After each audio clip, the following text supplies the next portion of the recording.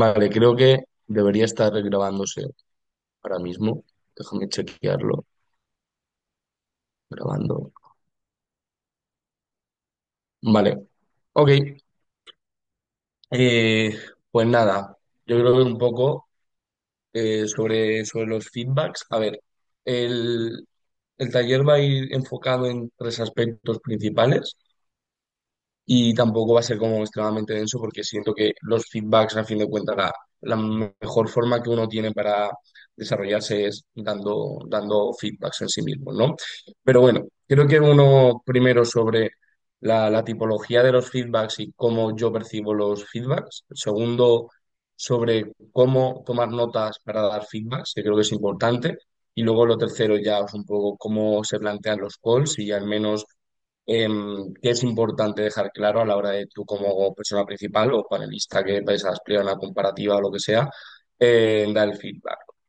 Me gustaría empezar diciendo que todo esto es lo que a mí más me sirve y lo que más cómodo me siento y creo que esto es importante porque no existe una única forma de dar feedback, al igual que no existe un call unánime y hay muchas lecturas de los debates, creo que ocurre un poco con los feedbacks.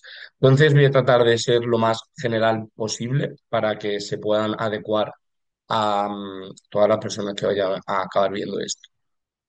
Creo que para empezar es importante dejar en claro una cosa a la hora de tú como persona que da el feedback y es que no es del todo inteligente explicar los casos a la hora de dar feedback por dos razones. O sea, si bien sí que es necesario, luego iremos con el tema de las notas, explicar un poco cómo se ha percibido las líneas, dedicar 10-15 segundos por cámara sobre las líneas en general, creo que es poco intuitivo o poco útil, por así decirlo, dedicarte en profundidad a explicar los casos de las cámaras. Eso tiene dos razonamientos. El primero, porque te quita tiempo de explicar las comparativas, los criterios y cómo funcionan entre sí los criterios. Eh, Suele pasar mucho que cuando uno escucha los feedbacks que son puramente de que se acaban explicando los casos, que te quedas con mal sabor de boca porque no entiendes cómo han involucrado los casos. Es decir, entiendes que el panel eh, ha entendido y ha seguido la lectura del debate que se ha tenido, pero no entiendes cómo se han involucrado entre sí. Entonces creo que eso acaba siendo poco productivo para dar el feedback en general. Pero segundo, porque creo que para eso está el feedback personal. Es decir, al menos yo como persona jueza, siempre doy facilidades a que se me pregunte sobre los casos, sobre cosas mucho más específicas sobre los casos, sobre los discursos en sí mismo que creo que no se le puede quitar tiempo al explicar cómo se ha percibido desde el panel otro tipo de cosas que son más importantes para los feedbacks. Entonces, creo que eso es importante para empezar un poco el taller. Y es decir, que al menos como yo mejor considero que será es, pues siendo claro con los criterios y no siendo tan o no repitiendo tan profundamente que se ha entendido de los casos, porque de fin de cuentas tienes 15 minutos para resumir una hora de debate y 20 minutos de deliberación. Entonces, hay que ser muy estratégico sobre con qué se profundiza y con qué no se profundiza el tema. Entonces, vamos con los dos puntos entonces, principales. Primero, sobre las notas de feedback. Yo creo que hay mucha gente que toma notas para el feedback en un folio aparte. Yo no lo hago, yo lo hago en otro color sobre las propias notas que yo tomo. Pero ¿por qué esto es útil tanto tomar notas aparte como en el propio color? Yo creo que es útil porque te ordena o te realizas un esquema mental sobre cómo vas a estructurar el feedback. Yo creo que el claro ejemplo es cuando una persona debatiente sale y se ordena las notas, ¿no? Y se toma 10-15 segundos para ordenarse las notas. Yo creo que como juez principal también tienes que ordenarte las notas en términos de cómo vas a plantear el feedback. ¿Qué pongo yo y qué utilizo yo? Creo que primero resumo las líneas de todos los equipos, ¿cierto? En plan, lo que comentaba antes, que no a profundidad, pero sí dedico entre 10 y 20 segundos más o menos a explicar primero cuál era el planteamiento de la línea y segundo hasta dónde se ha llegado, porque no siempre todo equipo que vaya a anunciar voy a probar X acaba probando X, pero sigue teniendo impactos en Y, ¿no? Entonces creo que es importante dejar en claro a los equipos que sí se ha entendido cuál es la línea general y para eso no se necesita mucho. Pero entonces, pues suficiente con apuntar. Segundo, creo que también me gusta apuntar los criterios por los cuales se ha acabado decidiendo las comparativas. No voy a entrar en materia de cómo se resuelven los criterios y demás, porque eso ya es atingente a la deliberación y no necesariamente al fin, ¿no? Pero sí que es importante tener claro cuáles son los criterios por los cuales se resuelven las diversas comparativas, cuáles son y por qué. Entonces, yo en lo personal lo pongo dentro de mis notas que yo las tomo a papel en otro color voy escribiendo las comparativas una a una, cómo se involucra alta de gobierno con alta oposición y, bueno, en general las seis comparativas, con uno líneas y dos los criterios por los cuales se han empleado. Hay gente que lo hace en otro folio y me parece incluso mejor, pero yo que soy un poco desastre, por así decirlo, me es más útil verlo dentro de mis propias notas en otro color, ¿no? Pero tercero, creo que esto es importante también, va en relación a cómo tomar notas a la hora de ver qué se compra y qué no se compra y qué está aprobado y qué no está aprobado.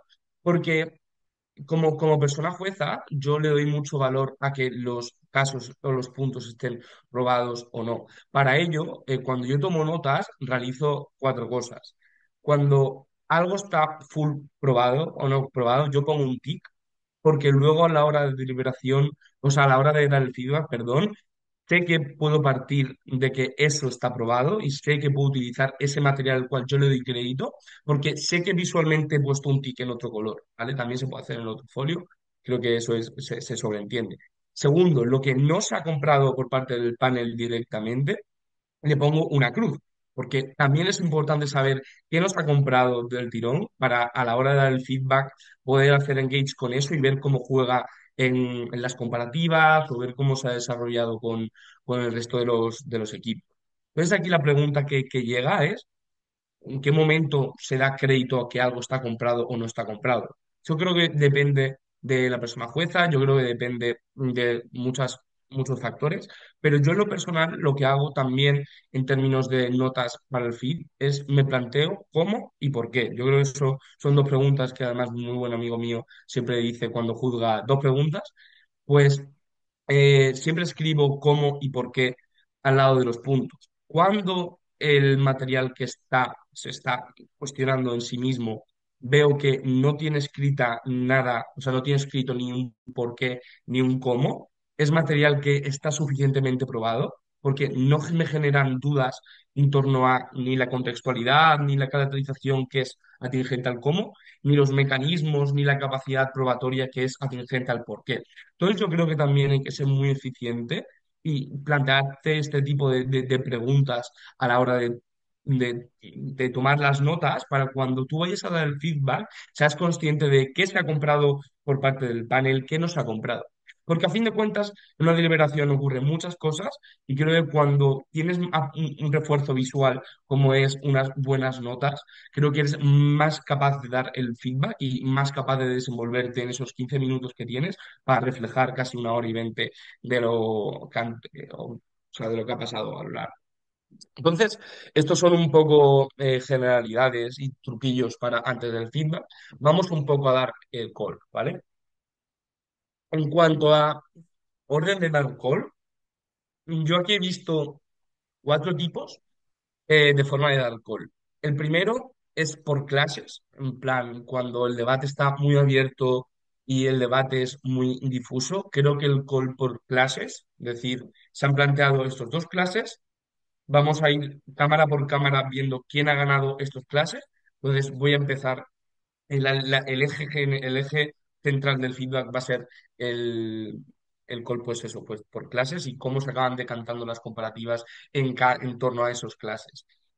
Si bien yo no lo utilizo, porque yo en general siempre voy en orden cronológico, creo que es una forma de dar feedback que, si bien es efectiva para casos muy específicos, como ya decía, que cuando el debate es extremadamente difuso y es difícil de entender, creo que sí puede llegar a ser efectivo en algunos casos, porque tú a la hora de dar feedback tienes que demostrar o tener legitimidad en términos de que has entendido qué ha pasado en el debate. Entonces es una forma que yo sí recomiendo para debates que son muy difusos, aunque en la generalidad no lo suelo hacer. Segundo, que es por orden, como se ha visto en plan, primero, segundo, tercero y cuarto. Yo creo que estos son, se puede empezar por primero, se puede empezar por cuarto, y creo que son contrarias entre sí, ¿vale? ¿Cuándo es bueno empezar por primero? Cuando hay un primero extremadamente claro y las otras tres cámaras se han visto entre sí muy difusas, creo que muchas veces empezar por el primero acaba clarificando y resolviendo muchas de las otras comparativas, sobre todo en claridad.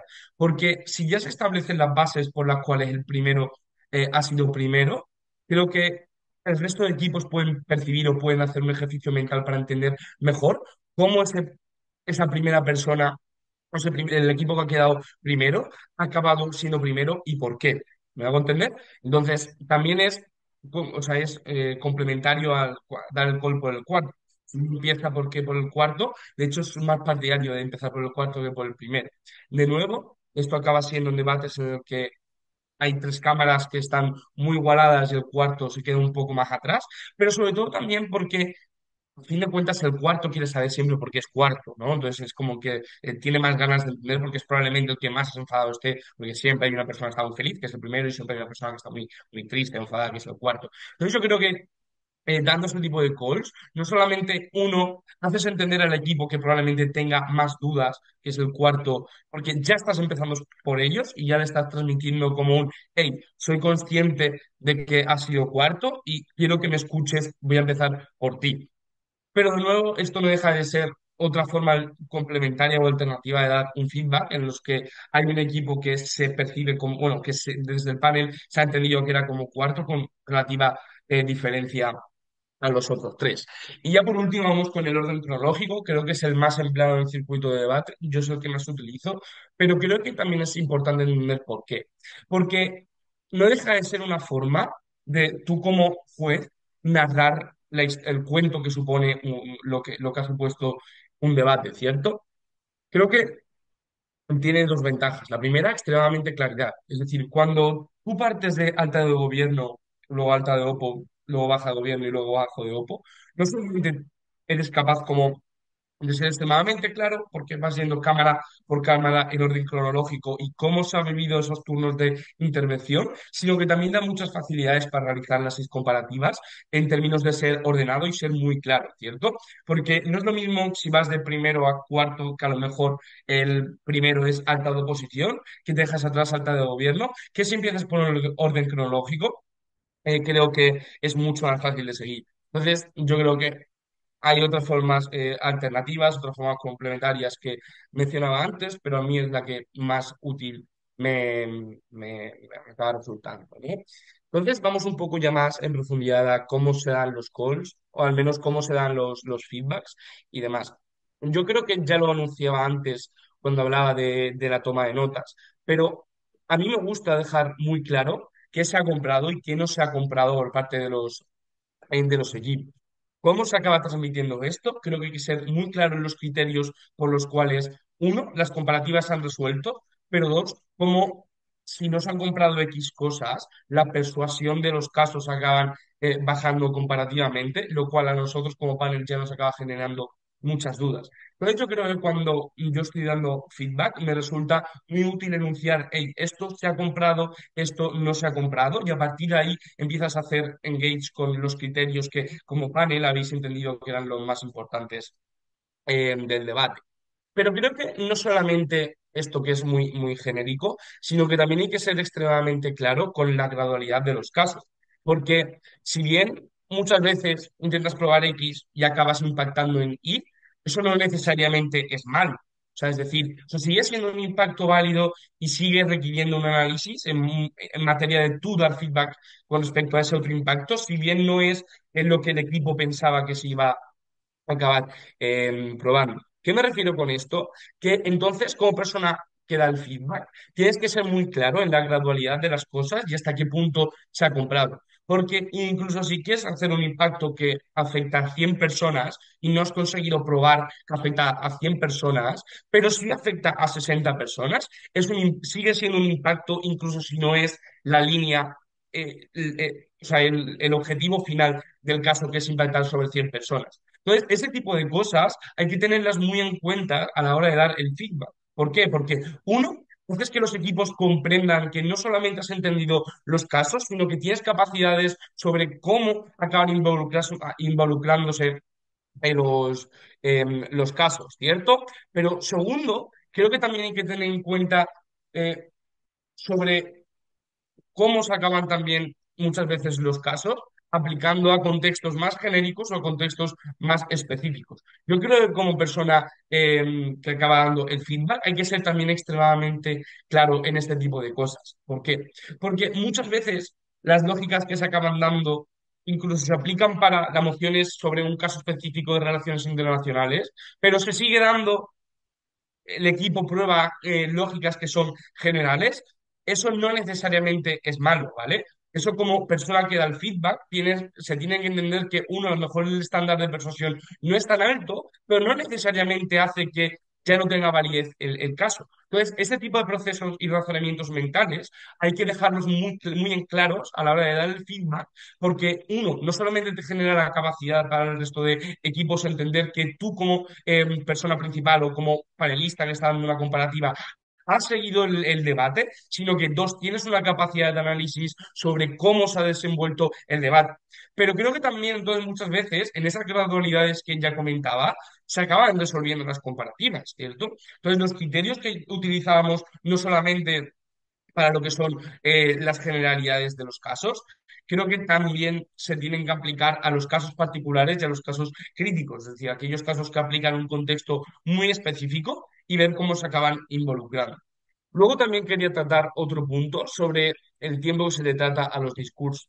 Y aquí hay que ser extremadamente claro, porque eh, puedes realizar dos caminos. Uno, tratar el feedback como en bloque, es decir, tratar ambos oradores como uno únicamente, ¿no? Y tener en cuenta el contenido que han metido ambos, o ir por oradores y ser más específico de esto se dice en el primer orador o la respuesta está en el segundo orador. Yo en lo personal sí que suelo señalar cuando algo está en el primer orador y cuando algo está en el segundo orador cuando da el feedback, porque de nuevo da una percepción más clara sobre que como juez principal o como panelista has entendido el debate y tienes una capacidad de análisis muy clara. Yo creo que esto en términos de, uno, de claridad, pero dos, también tú como persona jueza, estructurarte la cabeza y ser consciente y realizar ese esfuerzo de quién ha dicho qué, te obliga a tener las cosas mucho más claras para actuar el fin. Pero segundo, también quiero explicar o me gustaría anotar el punto del tiempo que se le dedica a cada cámara o a cada discurso. Esto parece un poco también atingente al contexto y atingente al debate. Es decir, por norma general, prácticamente las seis comparativas se van a repartir como, bueno, de forma homogénea, ¿no? Y se les va a dedicar un tiempo aproximado a cada uno.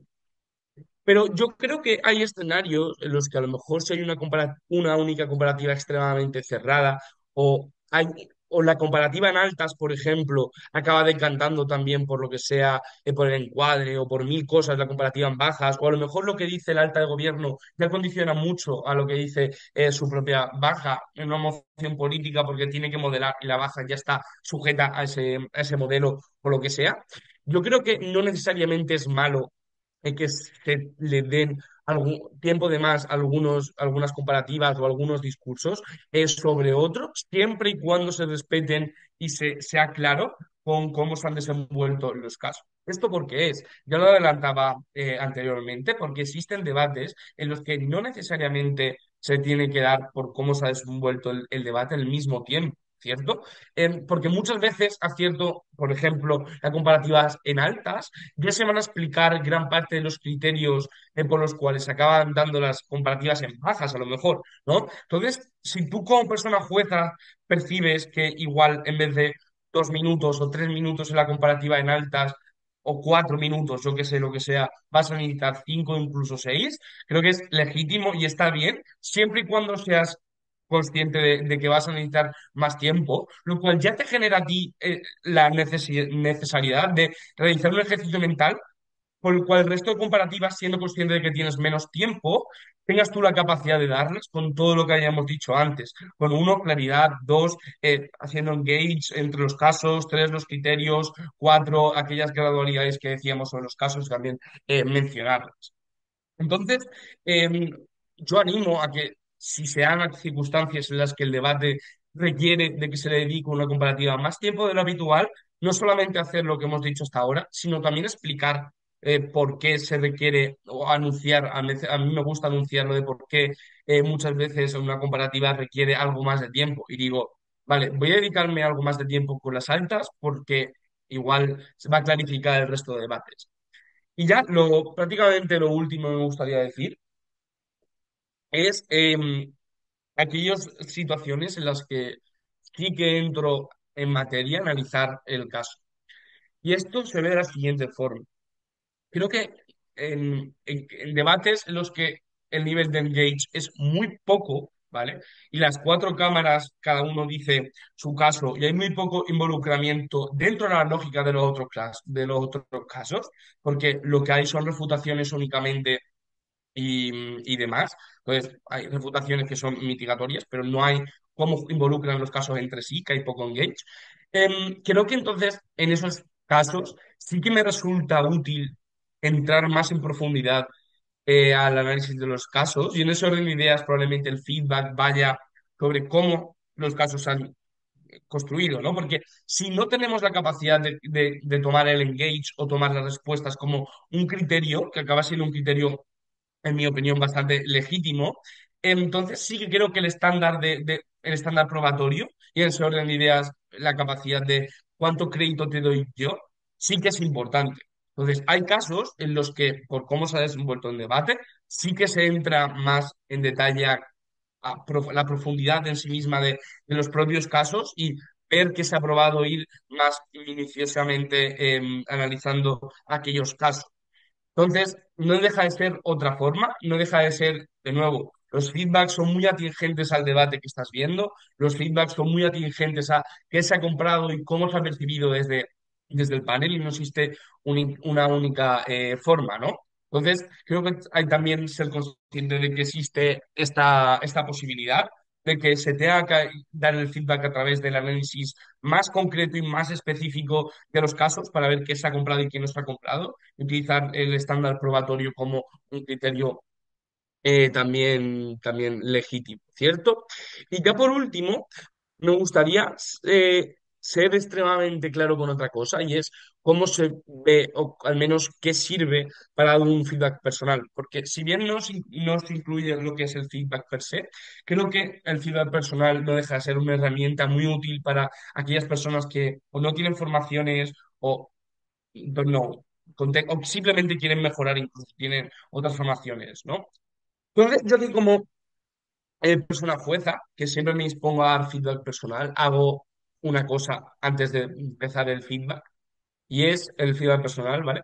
Y es preguntarle qué quiere, porque a lo mejor esa persona no quiere escuchar que su caso no era bueno, sino que quiere enterarse sobre la claridad de su discurso, por ejemplo. Entonces, yo creo que ay, perdón. Yo creo que hay que ser muy claro en torno a qué es lo que la persona que se te viene a preguntar quiere escuchar, porque ya está haciendo un ejercicio de acercarse a ti. Entonces, menos a mí me gusta preguntarle de primeras qué quieres saber, ¿no? ¿Quieres sobre el turno? ¿Quieres sobre el caso? ¿Quieres sobre el involucramiento con una cámara, alguna comparativa y demás? Entonces, yo creo que hay que ser extremadamente claro con esto de nuevo, porque acaba siendo lo más funcional para la persona. Porque cuando tú le dices a la persona que quieres escuchar y tú le respondes a lo que esa persona quiere escuchar, está mucho más predispuesta a escucharte, lo cual ya genera mayores incentivos para que esa persona que ha venido a preguntarte te vaya a escuchar y vaya a realizar una escucha activa, porque si le empiezas a hablar de otros temas que a lo mejor no son necesariamente su duda, ahí se puede dispersar. Sobre qué se suele dar feedback personal, a mí me gusta dividirlo en tres partes. Uno sobre el turno o la estructura del turno en sí mismo, cosas ajenas al caso, rollo, claridad, tiempo como tal. Segundo, sobre el caso, también hay personas que piden feedback sobre el caso. Y tercero, sobre las comparativas, si tiene alguna duda, alguna comparativa más específica.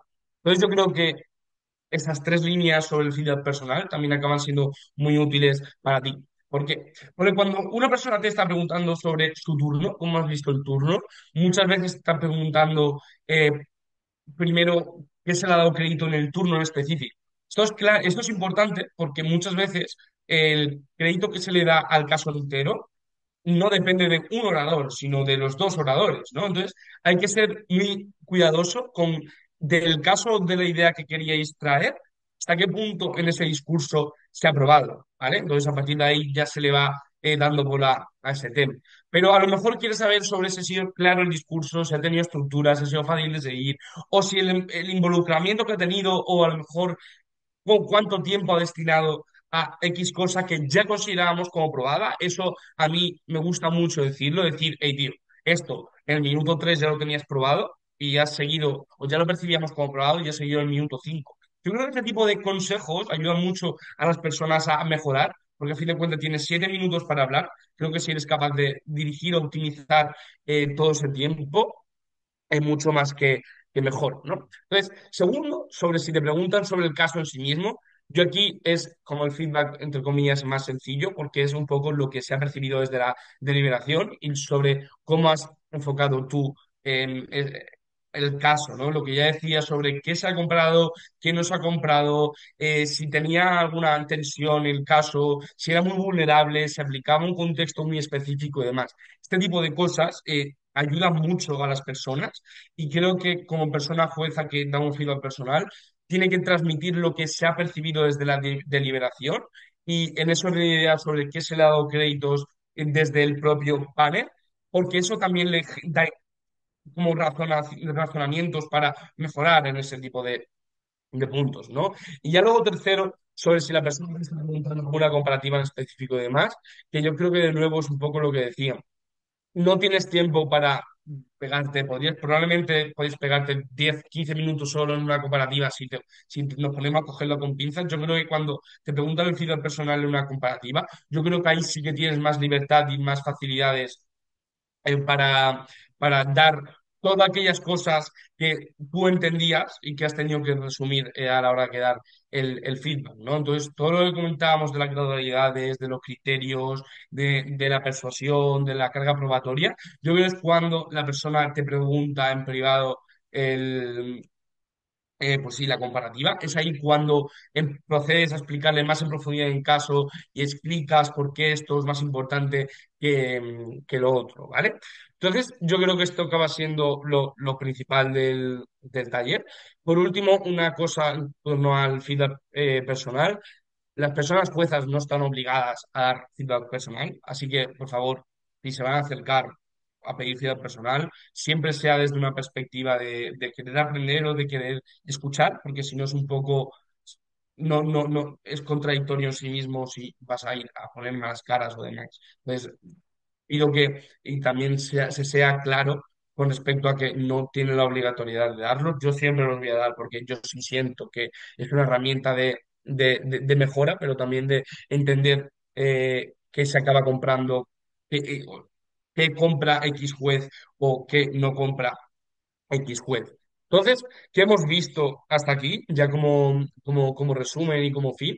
Primero, como ideas generales, a mí me sirven que se queden con tres cosas. La primera, que no existe una única forma de dar el feedback y que este taller ha ido orientado a dar matices o alguna profundidad en términos de cosas que ya percibías saber, pero que a lo mejor te hace la capacidad de replantearte alguna cosa. Para mí es suficiente. Si como persona jueza que ves esto, te ha permitido profundizar en algunos aspectos y no te sientas mal con la forma en la que tú das el feedback, porque toda forma de dar el feedback, siempre y cuando se sea consistente con los criterios y se sea consistente con lo que se ha visto en el debate, es legítimo. Lo segundo, tomar notas y la importancia que tiene tomar notas, no solamente durante el debate, sino para dar el feedback, porque ayuda a generar una estructura, ayuda a generar mucha mayor claridad y este tipo de cosas. Tercero, los análisis que contábamos sobre a la hora de tú dar feedback, las gradualidades de los casos, sobre qué se ha aprobado, qué no se ha aprobado, sobre ser muy claro y muy explícito con los criterios y también hemos entrado en materia de en qué casos a lo mejor sí que hay que entrar más a realizar el análisis más específico de los casos, más allá de las formas que se tiene que dar feedback. Y cuarto, que no eran tres, eran cuatro, cómo se ve o cómo percibo yo el feedback personal de los equipos y qué tipo de acciones, que es preguntar de primeras qué quiero oír, acaba facilitando mucho para que la escucha sea activa y el orden de ideas sea eh, eficiente. Entonces, hasta aquí un poco todo. Espero que os haya servido para el que lo vea y nada, pues nos vemos en República Dominicana.